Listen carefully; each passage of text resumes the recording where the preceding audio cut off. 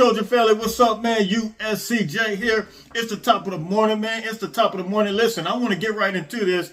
How does Caleb Williams, how do all the Pac-12 quarterbacks, how do they match up with each other? And does the Pac-12 have the best quarterbacks in the league? When you look at Jaden Delore, when you look at Cameron Ward, when you look at Cam Rising, when you look at Caleb Williams, when you look at Bo Nix, and who else am I missing? DTR. How do each quarterback stack up against each other? How do they stack up as well against other quarterbacks in other leagues? Man, the Pac-12, they're absolutely loaded as it relates to quarterbacks. I don't think no other league, hands down, has the quarterback play of the Pac-12. As a result, you're going to have to, because you're talking about mobile guys. Your DTR is mobile. Bo Nix is mobile. Cam Rising is mobile. Cam Ward is mobile. Each quarterback, Caleb Williams is mobile. Each quarterback is mobile, and that creates just so much more, having to be able to cover and having to be able to cover more ground as it relates to the DB, linebackers, everybody, sideline to sideline.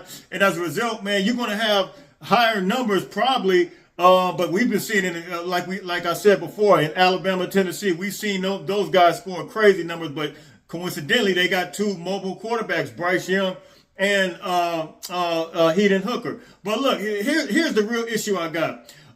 Since Oregon has got Bo Nix as quarterback, I kind of noticed that they kind of been pumping Bo Nix up like he's been the next great thing. Not taking nothing away from him. In fact, last game I watched him in Cal, he looked exceptional. He looked good. But here's what I think. I think it's a strategic move, specifically by ESPN and the SEC, to pump these guys up, to pump him up in particular, because it's going to pad Georgia's schedule. It's going to make Georgia's schedule that much better if they continue to move those guys up. Because when you look at it, I'm seeing on all kind of social media sites, Bo Nix this, Bo Nix that. And I'm like, wait a minute. Let's go into the numbers. So USCJ had to put some situations under investigation. I had to put this whole quarterback play under investigation. I wanted to look at how does Caleb Williams stack up? How do other quarterbacks stack up with Bo Nix? How do all these guys stack up? Cam Rising, as it relates to the quarterback play in the Pac-12. So let's go into these numbers. I want to show you guys who comes out on top. You guys hit me in the comment section. You tell me, who is the best quarterback in your opinion in the Pac-12? It's a loaded league. Let's look at these numbers and let's let the numbers decide for themselves. And listen, I want to find out also, how do you come up with the formula, the QBR, the quarterback rating? How does that formula, how is it put together, and how do they come up with these numbers such as ratings like 86, 85, 45? How do they come up with these numbers? So we're going to look at that, and then we're going to factor this stuff in ourselves, and we're going to come into our own conclusion and see exactly who is the best quarterback in the Pac-12. Let's look at these numbers real quick. Check it out. Guy we're going to come to. You guys know him, Cam Rising. We played against him. Here he is right here. I'm not going to take forever because I know this can be a long process trying to get through this real quick. But here it is, Cam Rising. Let's look at his number. 1,855 yards, 52nd overall. 15 touchdowns, tied for 37th overall. 3 INTs, tied for 18th overall. He has a QBR of 89.4, which is 5th in the nation. Pretty good numbers for Cam Rising. Here's the next one. We're going to have DTR right here. He has 1,971 yards. That's going to be 40th in the nation, 17 touchdowns, and that's going to be tied for 23rd touchdowns overall, and then 3 INTs, 18th overall, and he has a QBR of 86.5. The next one is going to be Cam Ward, 2,100 yards, 2,100 84 yards. That's going to be 22nd in the country. 17 touchdowns, 23rd in the country. Kind of high interceptions though. Tied for 101st as far as interceptions, 8 of them, and then his QBR is going to be 54.7, and that's for Cam Ward. We're gonna come over here to Jaden Delore. He's an absolute monster. This guy has more yards than anybody. I'm just gonna tell you guys that right now. He has 2,654 yards, 22 touchdowns. That his yardage wise is going to be 5th overall in the country. Man, who in the world else has more yards than that? But I know they consider the one guy, I think, from James Madison. I think he's throwing it all over the place. But of course, the competition is not the same. But and then 22 touchdowns. That's tied for 6th in the country. 8 INTs though. That's pretty bad right there. 101st in the country. And then 73.4 QBR. 32nd in the country. Next, we're gonna have Bo Nix, the one and only Bo Nix. This is the one who they've been talking about all over the news. 2,221 yards, 19 in the country, 20 touchdowns, 15th in the country, 5 INTs, 88.4 QBR. That's 6th in the country. Now, I wanted to look at his specifically, and I wanted to look at Caleb Williams specifically, because I noticed a gap in that QBR, which didn't make any sense to me. He's 6th in the country with this QBR, 88.4, and I just really tried to figure it out. I want you to keep that in your mind, keep that in your computer, your brain, your computer, as I flip over to Caleb Williams, and just check this out. Here's Caleb Williams.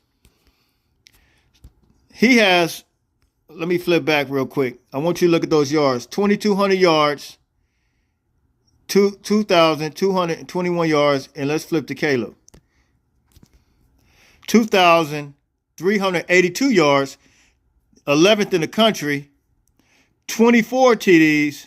I'm just going to flip back and forth because it was just kind of weird when I looked at this QBR. So he's 11th in the country in yards, 3rd in the country in TDs. Bo Nix is 19th in the country and 15th for TDs, right? Tied for 15.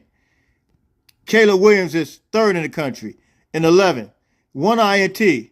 How is his QBR 85.8, 9th in the country, and his is 6th in the country? Can anybody explain that one to me? I thought that was kind of weird. So 19th in the country in yards, 15th in the country in TDs, 51st in the country as far as INTs, and his QBR is 88.4. Let's flip back over. 2,000, so 11th in the country, 3rd, and then tied for 2nd, and an 85.8 QBR. So we need to look at the formula real quick and see how do they factor in all of this QBR stuff, because if you look at Caleb Williams' numbers, and we'll go back to it one more time compared to Bo Nix, 11th, 3rd, tied for 2nd, then 9th, and then you got 19th, tied for 15th, 51st, and then 6th? Are you kidding me?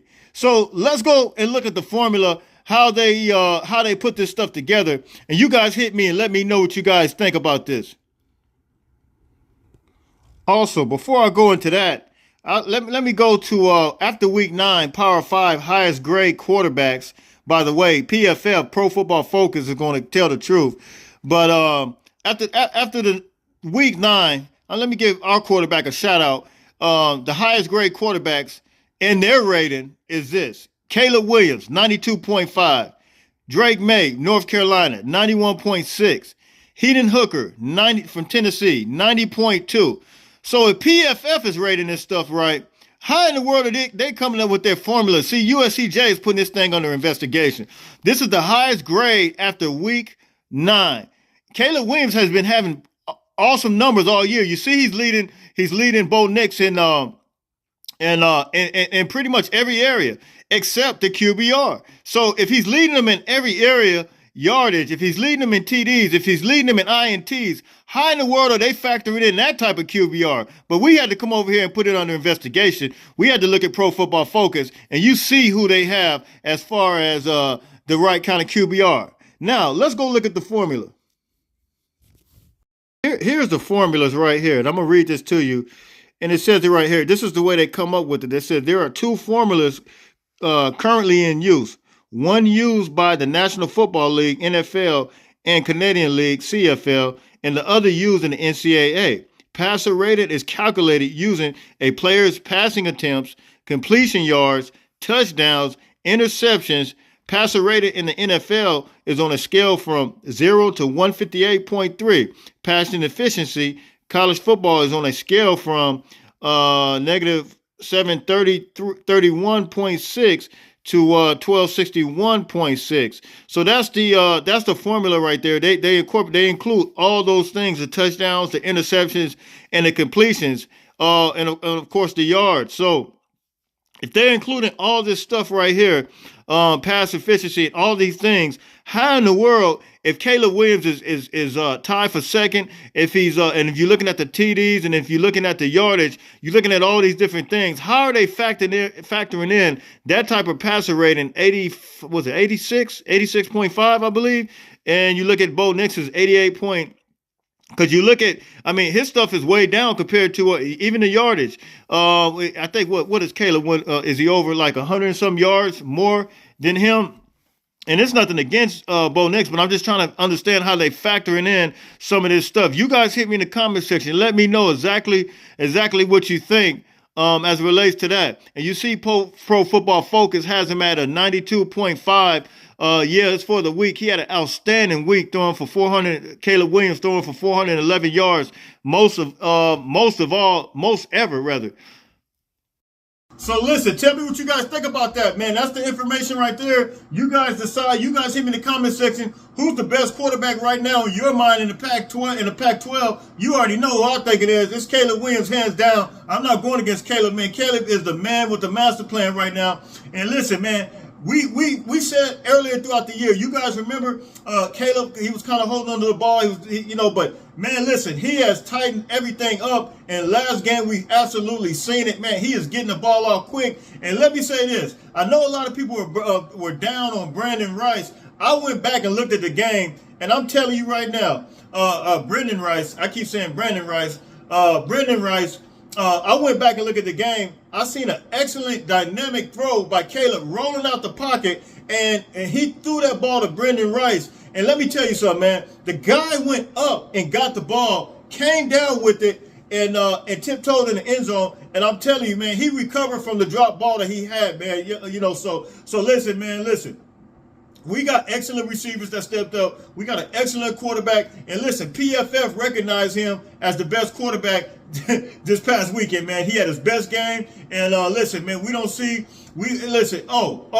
don't forget, tonight, CFP is coming out. The first college football playoff rank is coming out. I don't want anybody to be disappointed because I did see, I look at all these different predictions because I just want to see how these guys, these guys are going to stack everybody up and see how they think USC is going to be. I seen some had USC ranked number 11 for whatever reason. We know right now in the AP poll they're ranked number 9. For whatever reason they think we're going to be ranked number 11. I don't know what the deal is with that, but you guys hit me in the comment section. You guys tell me what you think. I'm coming back tomorrow. We're going to talk about this CFP because right now the CFP, this is what matters now. When we talk about playoff, when we talk about getting a New Year's Six bowl, this is what absolutely matters. So whatever they rank it tonight, this is what matters. So you guys hit me in the comment section. I'll come back tonight, tomorrow night, and we'll tomorrow morning rather. I'm all lost to the sauce right now. I'll come back tomorrow morning and we'll talk about it. I'll talk about it. And so you guys hit me in the comment section. Until tomorrow, listen, everybody have a blessed day. Listen, get up, get out, make some things happen today, man. Fight on, fight on. Everybody have a blessed day. Fight on.